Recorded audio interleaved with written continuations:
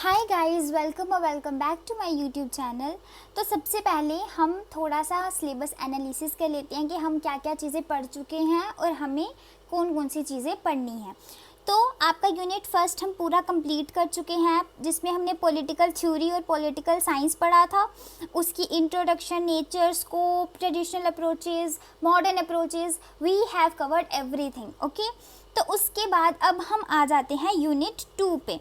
तो यूनिट 2 पे हमें स्टेट के बारे में पढ़ना है। स्टेट का ओरिजिन कैसे हुआ, स्टेट कैसी होती है, उसका क्या नेचर है। तो इसका 2.1 टॉपिक है meaning and elements of state. तो इस वीडियो में हम यही पढ़ेंगे कि स्टेट का क्या मीनिंग है और उसके क्या क्या एलिमेंट्स हैं। उसके बाद कल या फिर नेक्स्ट वीडियो में मैं आपको पढ़ाऊंगी difference between state, society and nation. ठीक है, we will split this topic in 2 parts, क्योंकि एक पार्ट में अगर मैं बनाऊंगी तो ये काफ़ी लेंथी हो जाएगा। और आप देख सकते हो यहाँ पे ऑलरेडी 2 टॉपिक्स इन्होंने लिखे हुए हैं। पहला है meaning and elements of state, उसके बाद डिफरेंस है। तो ये ऐसे तो अलग अलग टॉपिक्स होने चाहिए थे, but they have combined it, तो हम इसे खुद स्प्लिट करके पढ़ेंगे। ओके, बिकॉज हमें कंसेप्चुअल क्लैरिटी चाहिए, हमें भागना नहीं है। ठीक है, उसके बाद 2.2 टॉपिक है हमारा theories of origin of state. तो इसमें हमने 2 थ्योरीज पढ़नी है। उसके बाद आप 2.3 देखोगे तो theories of nature of state हैं, जिसमें लिबरल एंड मार्क्सिस्ट थ्योरीज हैं। उसके बाद सॉवरेनिटी की थ्योरी हम पढ़ेंगे, ऑस्टिन की थ्योरी और प्लूरलिस्टिक थ्योरी। ठीक है, this was an overview of unit 2nd. Now we are going to start this unit, so let's begin. So coming over to meaning and elements of state. ठीक है, तो सबसे पहले जो ये वर्ड स्टेट है, ये आया है किस वर्ड से? स्टेटस वर्ड से। ओके, तो स्टेटस वर्ड का क्या मतलब होता है? इट मीन्स कि किसी भी चीज़ की कंडीशन, राइट। तो यहाँ पर किसी कंट्री की या फिर किसी जगह की क्या कंडीशन है, उसको स्टेटस माना गया है। And it is a Latin word, ये लैटिन वर्ड है जिसका मतलब होता है कि कंट्री की क्या कंडीशन है। ठीक है, और उसी से डिराइव हुआ है ये वर्ड स्टेट। तो मैकियावेली जो एक बहुत ही फेमस थिंकर हैं, उन्होंने ये टर्म सबसे पहले यूज़ किया था अपने वर्क में, जिसका नाम है द प्रिंस। ओके, क्लियर है।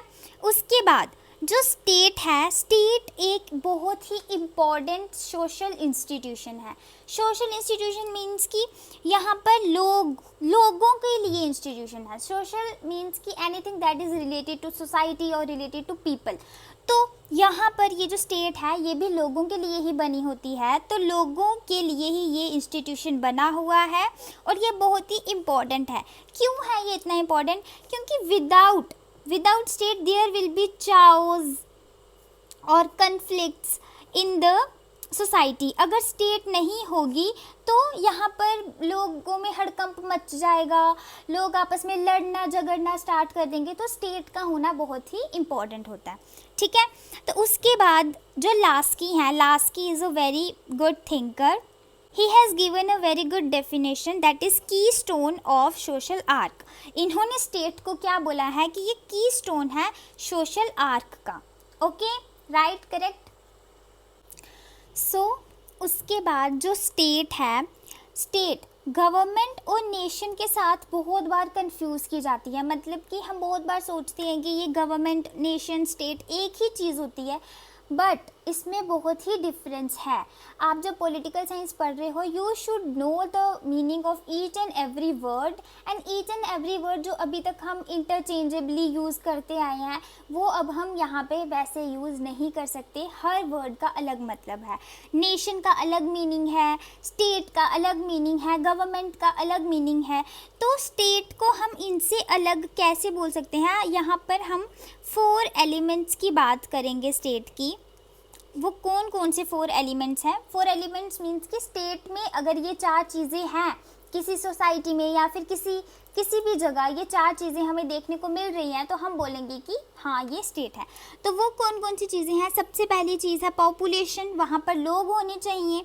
देन वहाँ पर टेरिटरी होनी चाहिए। ओके जगह बाउंड्री होनी चाहिए एक फिक्स्ड।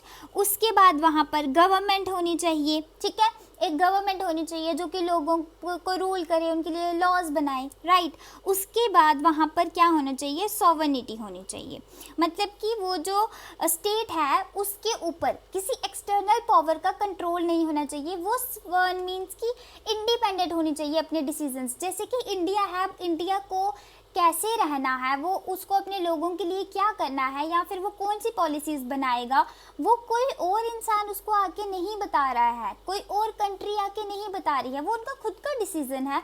लोगों ने हमने अपनी गवर्नमेंट खुद चुनी हुई है और हम चाहते हैं कि वो हमारे लिए लॉज बनाए, तो वो हमारे लिए बनाएंगे।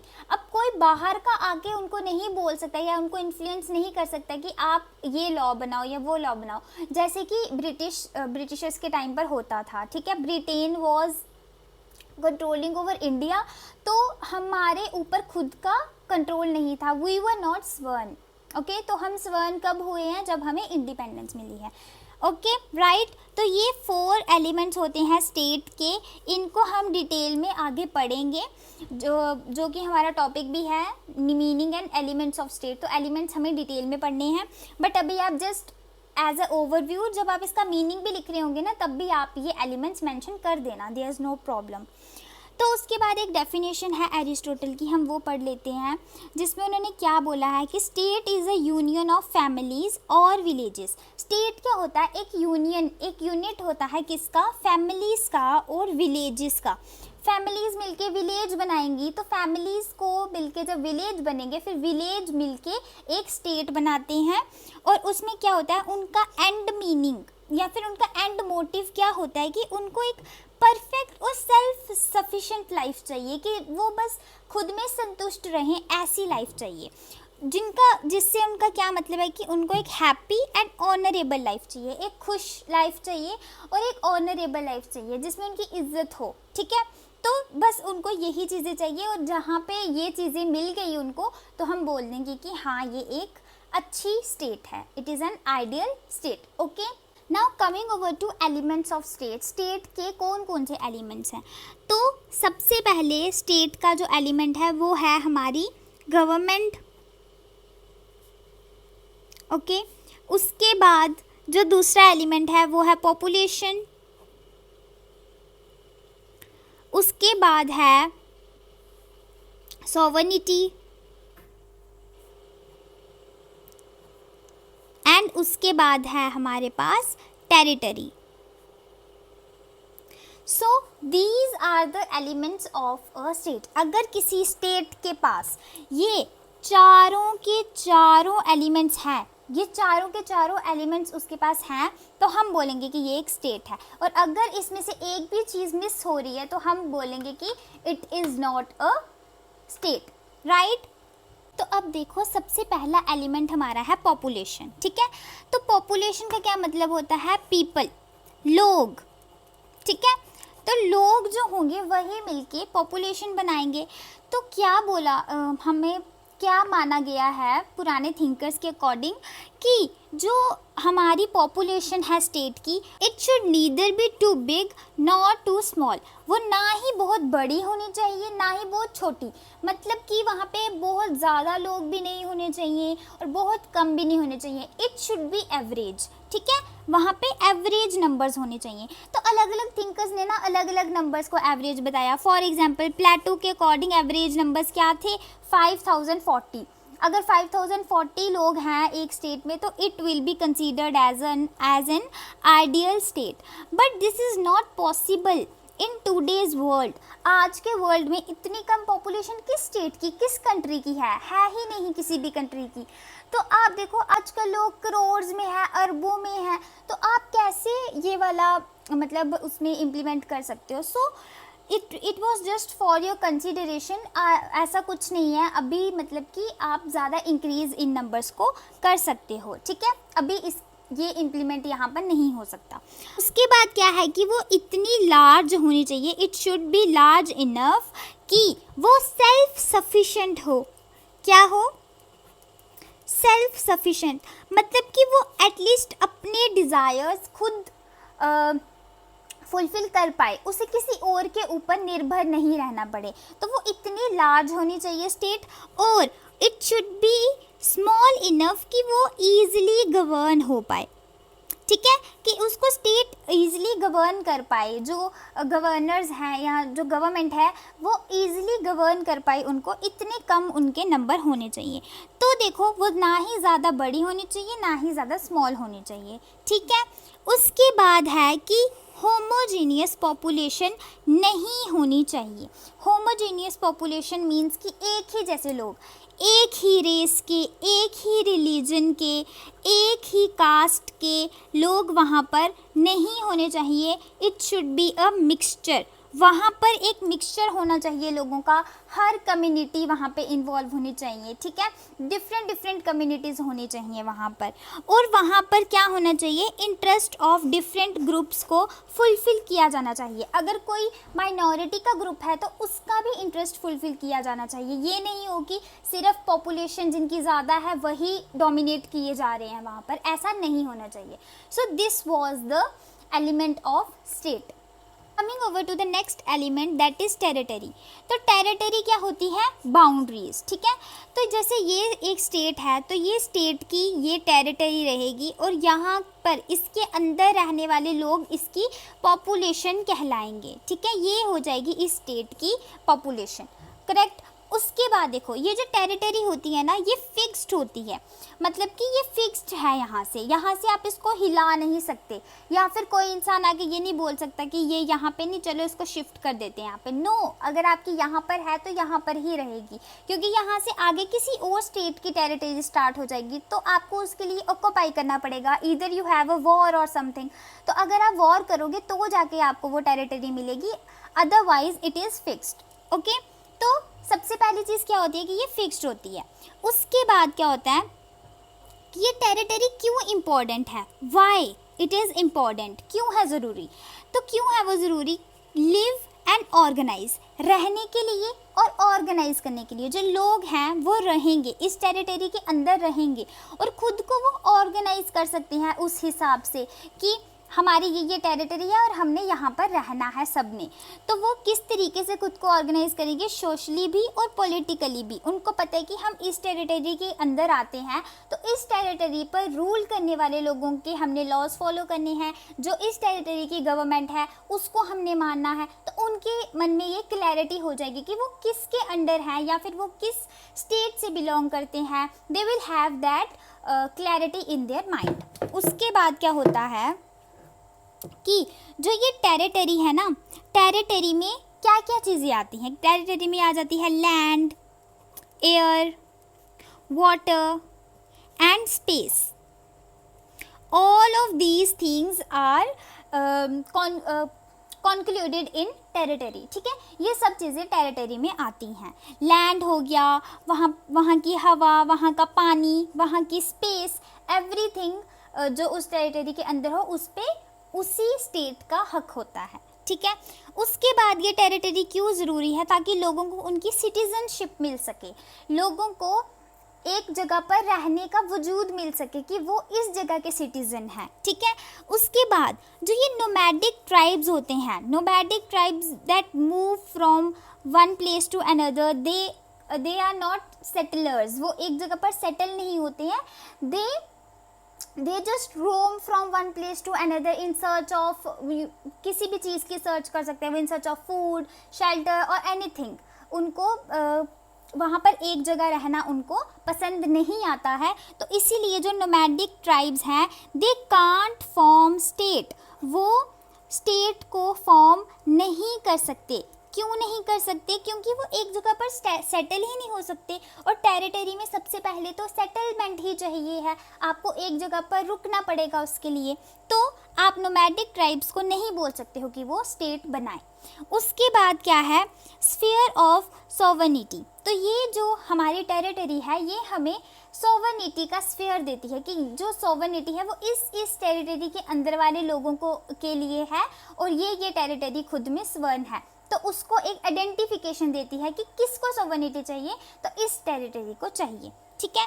उसके बाद साइज ऑफ टेरिटरी, जो साइज ऑफ टेरिटरी है इट इज़ नॉट मेंशन्ड, कहीं पर भी ये मेंशन किया नहीं गया है कि इसका कितना साइज़ होना चाहिए या फिर ये कितनी बिग और स्मॉल कितना होना चाहिए, नहीं बताया गया है, क्योंकि ये किस पर डिपेंड होता है टेरिटरी का साइज़, पॉपुलेशन पर, कि एक जगह की कितनी पॉपुलेशन है, जितनी पॉपुलेशन होगी उतना आपको साइज़ होना चाहिए आपकी टेरिटरी का, ताकि लोग उसमें अच्छे से एडजस्ट हो सकें, ठीक है। उसके बाद ये जो टेरिटरीज़ हैं ये यूजुअली जियोग्राफिकल होती हैं। जियोग्राफिकल क्यों होती हैं? क्योंकि ये मैक्सिमम, फॉर एग्जांपल आप रिवर्स लगा लो, रिवर्स की वजह से, माउंटेन्स की वजह से, या फिर कुछ भी और जियोग्राफिकल बैरियर्स हो सकते हैं, या फिर नेचुरल बैरियर्स जो होते हैं उनकी वजह से ये जो टेरिटरीज़ हैं ये एक दूसरे से अलग हो जाती हैं और इनकी ऑटोमेटिकली बाउंड्रीज बन जाती हैं। फॉर एग्जांपल यहाँ पर एक टेरिटरी है, ठीक है, और उसके बाद इसके साथ में ही दूसरी स्टेट की टेरिटरी है, तो यहाँ पर बीच में माउंटेन से ये अलग हो गए हैं, ठीक है।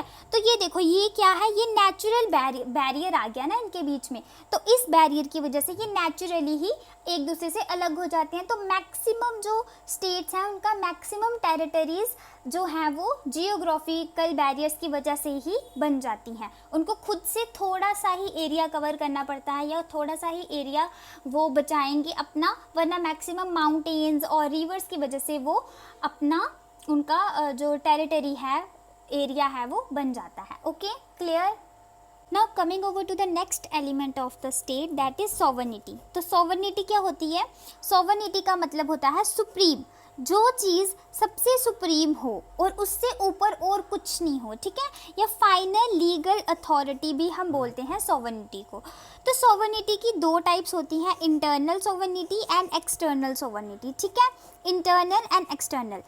तो इंटरनल सॉवर्निटी कौन सी होती है कि जो स्टेट है, स्टेट सबसे सुप्रीम है और कोई भी इंसान या कोई भी चीज़ उस स्टेट को नहीं बताएगी कि आपको क्या करना है क्या नहीं करना है। सारे डिसीजंस कौन लेगा? State will take all the decisions on its own, ठीक है। तो एक्सटर्नल सॉवर्निटी क्या हो गया कि बाहर से कोई और कंट्री या फिर कोई और नेशन आपके ऊपर दबाव नहीं डालेगा या फिर आपको ये नहीं बोल सकता कि आप ये करो, ठीक है। तो जो एक्सटर्नल थ्रेट्स आते हैं या फिर एक्सटर्नल दबाए जाने की कोशिश की जाती है, वो चीज़ें नहीं होनी चाहिए। So these were the types of sovereignty, ठीक है। अब क्या होता है अगर सॉवर्निटी खो जाए, अगर फॉर एग्जांपल मान लो कि अगर इंटरनल सॉवर्निटी पे थ्रेट आ गया कि कोई सिविल वॉर हो गई और लोगों ने मतलब ओवरटेक कर लिया, या फिर आपको मतलब कि स्टेट के पास पावर्स नहीं रही डिसीजन लेने की, ठीक है, या ऐसा कुछ हो गया, या फिर आप वहाँ पर किसी ने इन्वेड कर दिया, बाहर से कोई इन्वेड कर गया आपकी स्टेट में, तो क्या होता है वहाँ पर एनार्की आ जाती है, ठीक है। तो एनार्की क्या होती है? एक ऐसी सोसाइटी जहाँ पर कोई रूलर या कोई गवर्नमेंट नहीं होती है, ठीक है, तो वहाँ पर क्या हो जाएगा? वहाँ पर एनार्की आ जाएगी।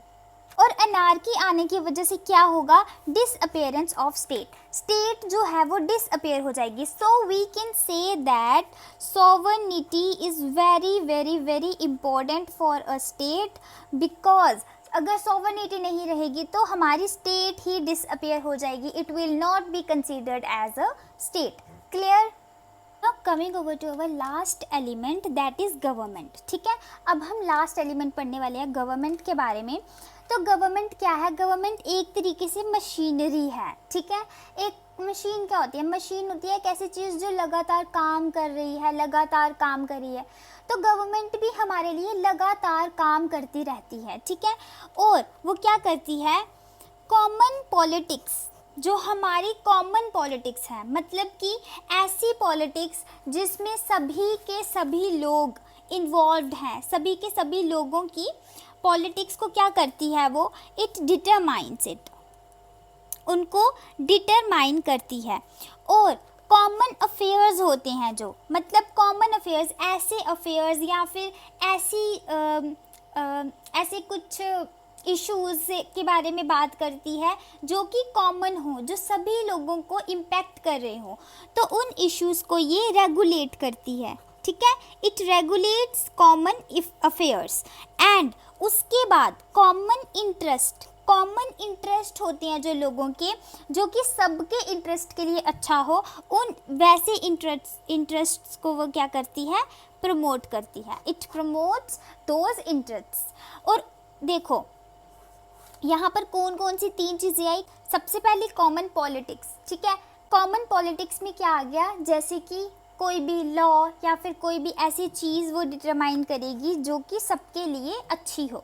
दूसरी चीज़ कॉमन अफेयर्स में वो कुछ ऐसे अफेयर्स को रेगुलेट करेगी, उन पे काम करेगी जो कि सबके लिए अच्छे हों।